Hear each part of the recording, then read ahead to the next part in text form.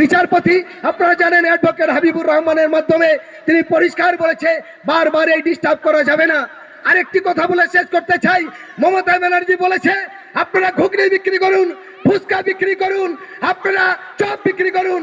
অভিষেক ব্যানার্জি সহ তৃণমূলের কোন ওই উচ্চমানের নেতৃত্বরা, রাজ্য কমিটির নেতারা সেই বিক্রি করার প্রতিষ্ঠান কোথায় করেছে?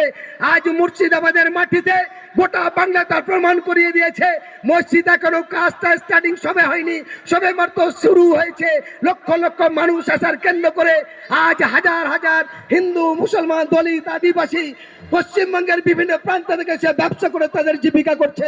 কয়েক লক্ষ মানুষের তাদের পেট চলছে। এখান থেকে দোয়া আশীর্বাদের মধ্যে 2026-এ পরিবর্তন হবে, সামাজিক পরিবর্তন। সেই পরিবর্তনের কেন্দ্র হিসেবে আমরাও দেখতে চাই হুমায়ুন কবির সাহেবকে। আমি মুর্শিদাবাদবাসীর কাছে বলতে চাই, হোসেন গাজী একজন মানবাধিকারী কর্মী হিসেবে সর্বশক্তি নিয়ে আপনাদের সঙ্গে থাকবো। কোনো গুন্ডা, মস্তান, দালালদের পরোয়া করবো না।